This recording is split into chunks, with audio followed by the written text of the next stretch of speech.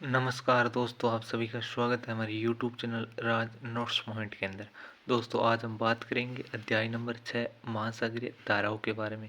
तो दोस्तों ये रीट मेंस और सेकंड ग्रेड दोनों के लिए बहुत ही ज़्यादा महत्वपूर्ण है और फर्स्ट ग्रेड के अंदर ये टॉपिक लगता है और सीटेट का एग्जाम जो देना चाहते हैं उनके अंदर भी ये टॉपिक लगते हैं जो सभी के लिए बहुत ही ज़्यादा महत्वपूर्ण है। यहाँ से दो क्वेश्चन पूछे जाते हैं। एक तो धाराओं के बारे में पूछा जाता है, मतलब कौन सी धारा ठंडी है और कौन सी धारा गर्म है, इनके बारे में पूछा जाता है। तो एक पूछा जाता है महासागरीय धाराओं की उत्पत्ति के बारे में। तो मैं मात्र आपको 2 पेज के अंदर ये महासागरीय धारा कंप्लीट करवा दूंगा। इसके बाद आपको कहीं इधर उधर देखने की आवश्यकता नहीं है, आपका ऐसा टॉपिक है वो कंप्लीट करा दूंगा। इससे पहले हमने जो रीट मेंस के लिए 6 टॉपिक के लगते हैं वो सारे के सारे हमने कंप्लीट करा दिए। जैसे विश्व की वनस्पति या संसार के जो वर्ल्ड के उद्योग धंधे उनके बारे में, विश्व की कृषि के बारे में, संसार की वनस्पति, जल थल वितरण, महासागरीय धारा आज चल रहा है टॉपिक, ज्वार भाटा करवा दिया है, वायुदाब पेटियाँ करवा दिया है, वायुमंडल संगठन करा दिया है और पृथ्वी की गतियाँ करा दी है, अक्षांश देशांतर, ये सारे टॉपिक हैं वो हमने कंप्लीट नोट्स के माध्यम से आपको प्रोवाइड करवा दिए गए हैं। अगर आपको इनकी पीडीएफ चाहिए तो आपको नीचे डिस्क्रिप्शन में हमारी व्हाट्सएप नंबर दी गई, वहाँ पर जाकर आप मैसेज करें, आपको इसकी पीडीएफ मिल जाए। चलिए दोस्तों वीडियो को शुरू करते हैं। महासागरीय धाराओं के बारे में। धारा मतलब महासागरीय जल का निश्चित सीमाओं में किसी निश्चित दिशा में तीव्र गति से प्रवाहित होना धारा कहलाता है। मतलब धारा किसे कहते हैं? धारा कहते हैं कि महासागरीय जल का निश्चित सीमा में किसी निश्चित दिशा में तीव्र गति से प्रवाहित होना धारा कहलाता है। दोस्तों मैंने बहुत ही शॉर्ट नोट्स बनाए जो आपके लिए बहुत ही ज़्यादा महत्वपूर्ण होने वाले। आप बने रहिए हमारे साथ एंड तक और कमेंट बॉक्स में अपनी राय जरूर दें ताकि हमें पता चले कि हमारा कंटेंट आपको कैसा लगा। आगे बात करते हैं। धारा 2 प्रकार की होती है, एक विशाल धारा और एक प्रवाह कहते हैं। विशाल धारा को अंग्रेजी में स्ट्रीम कहते हैं। जैसे अपन बोलते हैं ना गल्फ स्ट्रीम, जो ये स्ट्रीम है वो विशाल धारा होती है, उसको स्ट्रीम कहते हैं। जब सागरीय जल अपेक्षाकृत अधिक स्पष्ट सीमाओं में किसी निश्चित दिशा में अति तीव्र वेग से प्रवाहित होता है उसे विशाल धारा या स्ट्रीम कहते हैं। जैसे गल्फ स्ट्रीम मतलब कोई धारा है जो अपनी तेज गति से चल रही है, उसे हम क्या कहते हैं? स्ट्रीम कहते हैं या विशाल धारा कहते हैं। उसका उदाहरण है गल्फ स्ट्रीम। आगे बात करते हैं प्रवाह। प्रवाह को हम अंग्रेजी में ड्रिफ्ट भी कहते हैं। जब सागरीय जल पवनों के धक्के से मंद गति से प्रवाहित होता है तो उसे प्रवाह कहते हैं। मतलब जो धारा धीमी गति से चलती है उसे हम क्या कहते हैं? उसे हम प्रवाह कहते हैं। आगे बात करते हैं धाराओं के प्रकार।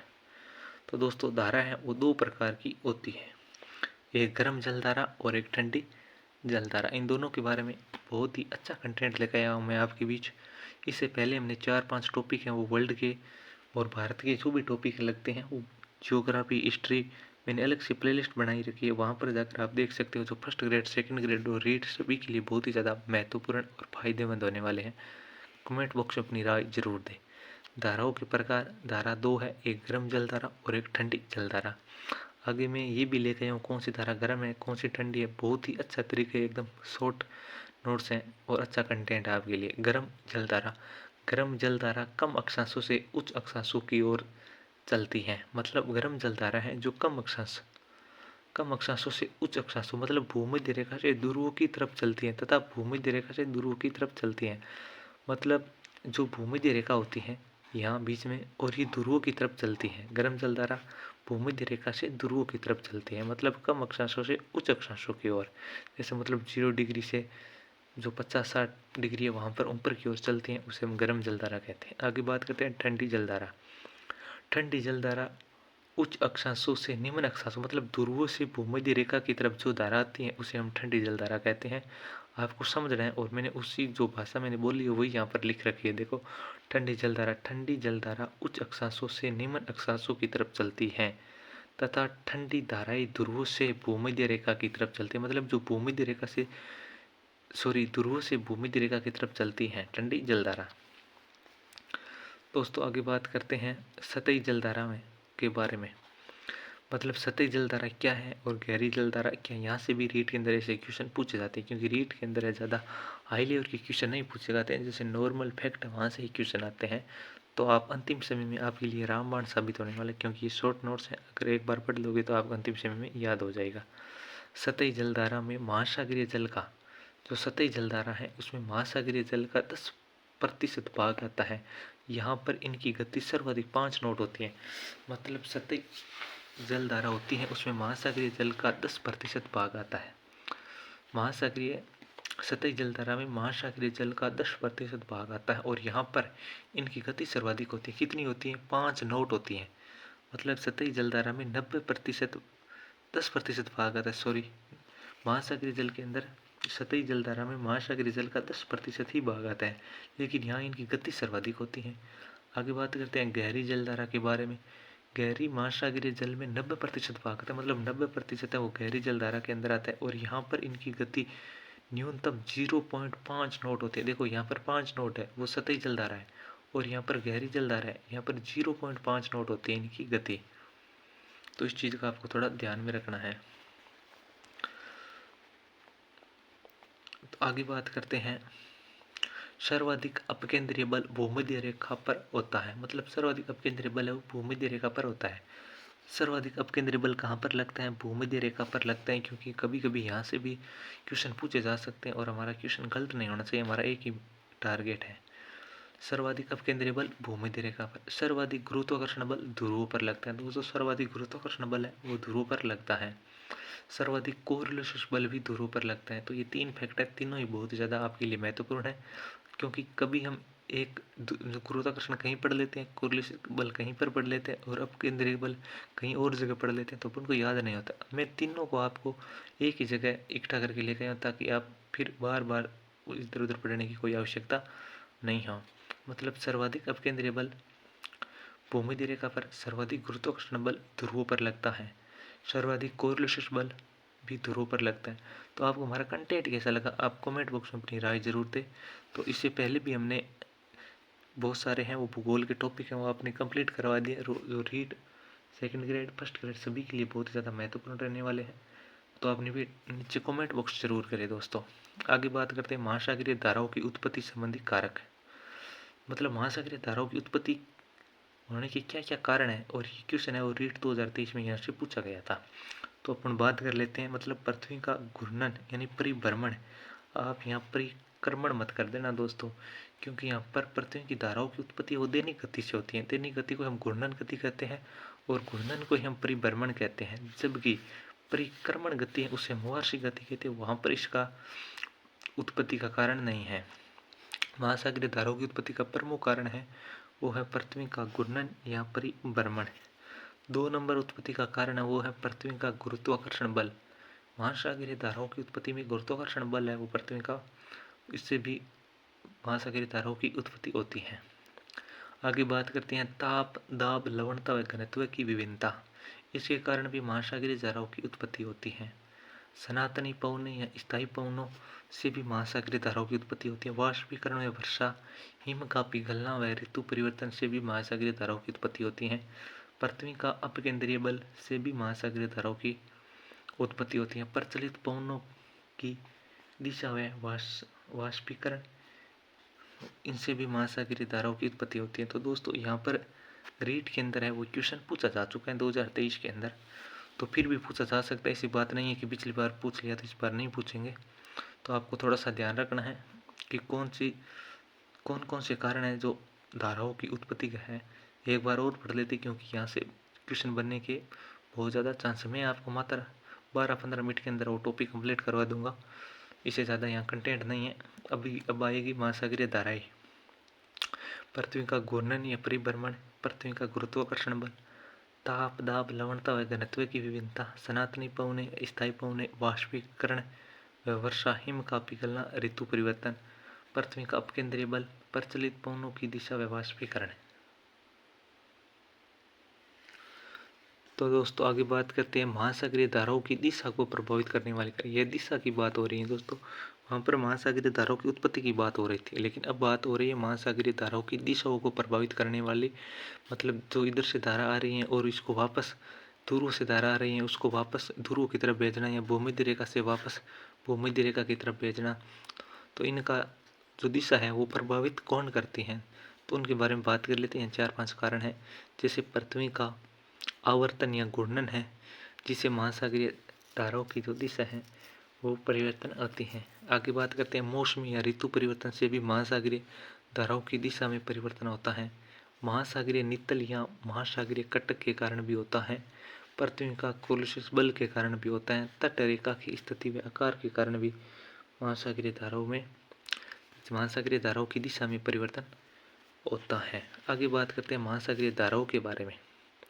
कौन सी धारा कौन से सागर से लगती है, कौन सी धारा गर्म है, कौन सी धारा ठंडी है, इनके बारे में भी रीट में पिछली बार क्वेश्चन पूछा गया, वो आगे लिखा हुआ है, उसके बारे में हम भी बात करेंगे।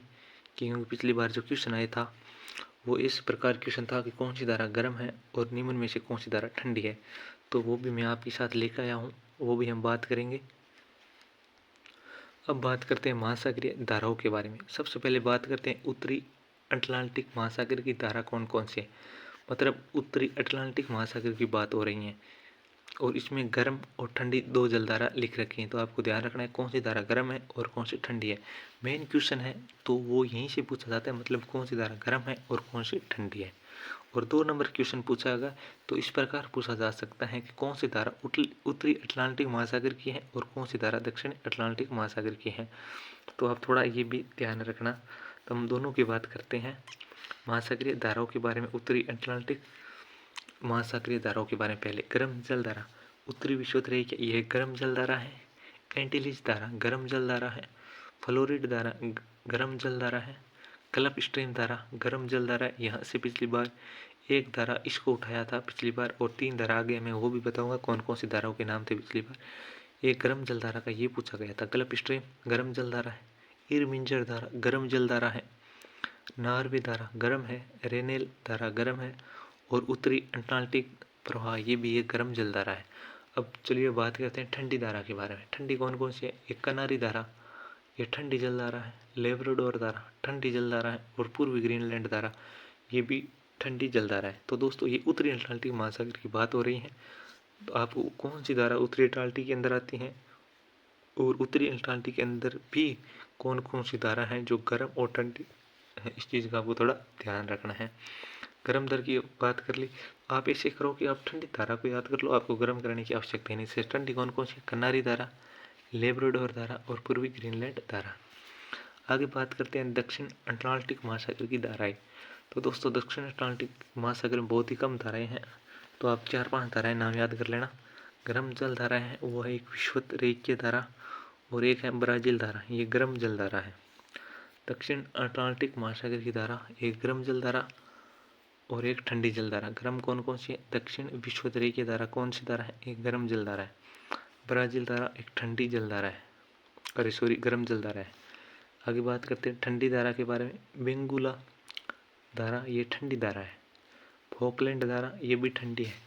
और पछुआ ड्रिफ्ट ये भी एक ठंडी धारा है। तो दोस्तों गर्म और ठंडी का थोड़ा सा ध्यान रखना, क्योंकि आप ऐसे करो कि ठंडी ठंडी याद कर लेना तो आपको याद हो जाएगा। यहाँ आपको गर्म गर्म धारा याद कर लेना तो भी आपको याद हो जाएगा। और इस प्रकार थोड़ा ध्यान रखना कि कौन सी धारा उत्तरी अटलांटिक है और कौन सी दक्षिण अटलांटिक महासागर की धारा है। आगे बात करते हैं उत्तरी प्रशांत महासागर की धाराओं के बारे में। तो दोस्तों ये क्वेश्चन है जो रीट के अंदर पिछली बार पूछा गया था, यहाँ से उनके बारे में अपन बात करते हैं। क्योंकि पिछली बार क्वेश्चन है वो एक क्यूरेशियो धारा दिया गया था, एक गल्फ स्ट्रीम जो ऊपर आई थी इनके बारे में, और एक कैलिफोर्निया और एक ओयासियो, ये 4-5 धाराओं के नाम 4 धाराओं के नाम दिए गए थे। उत्तरी प्रशांत महासागर की धारा, सबसे पहले बात करते हैं गर्म जल धारा के बारे में। मतलब उत्तरी प्रशांत महासागर में कौन सी धारा गर्म है और कौन सी धारा ठंडी है। सबसे पहले बात करते हैं गर्म जल धारा के बारे में। यहाँ पर एक गर्म जल धारा है वो है क्यूरेशियो धारा, ये गर्म जल धारा है। अलास्का धारा गर्म जल धारा है। एलुशियन धारा गर्म जल धारा है। सुशिमा धारा गर्म जल धारा है। और डेविडसन धारा गर्म जल धारा है।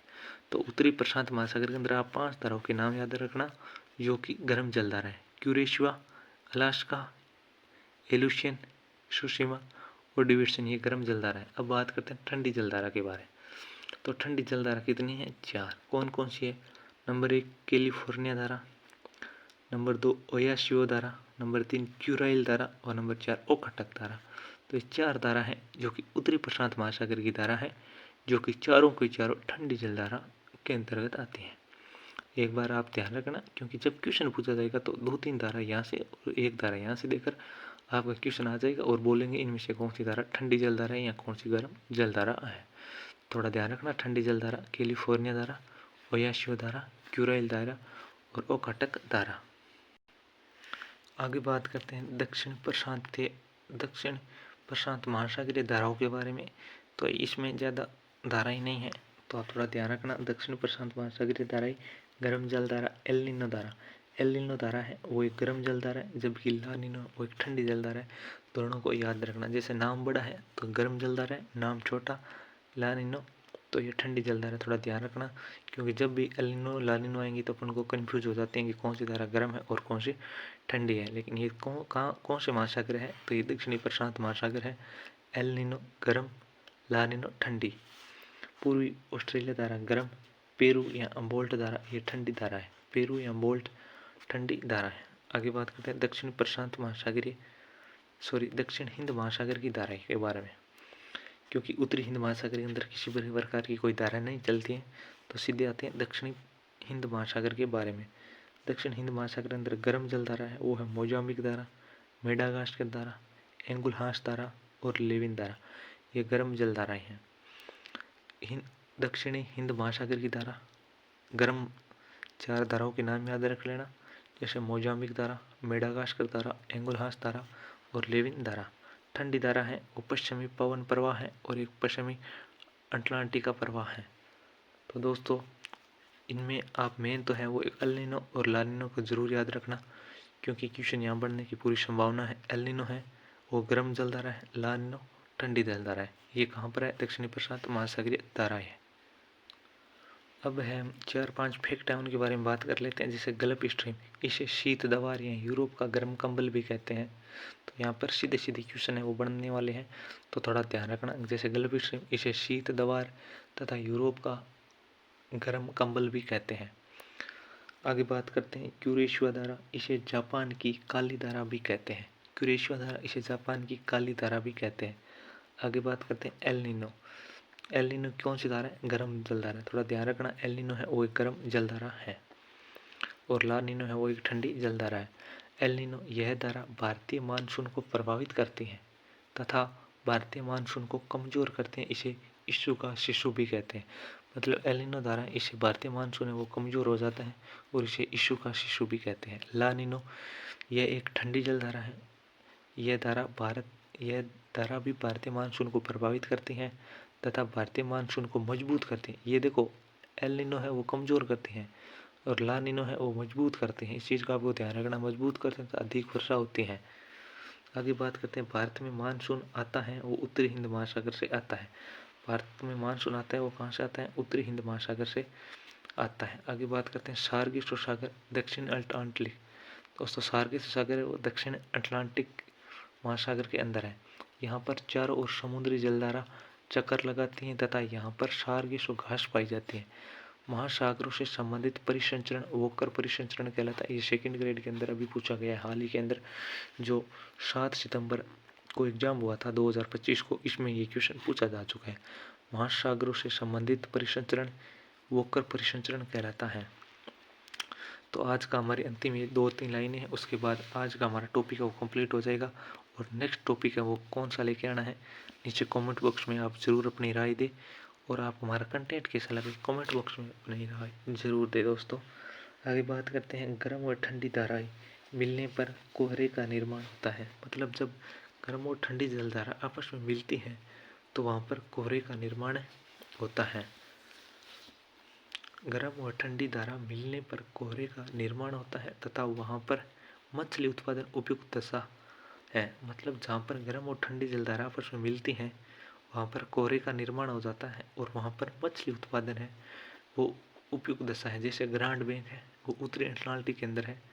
गल्फ स्ट्रीम तथा लेब्राडोर धाराओं के संगम से उत्पन्न प्रसिद्ध मछली उत्पादक क्षेत्र ग्रांड बैंक है।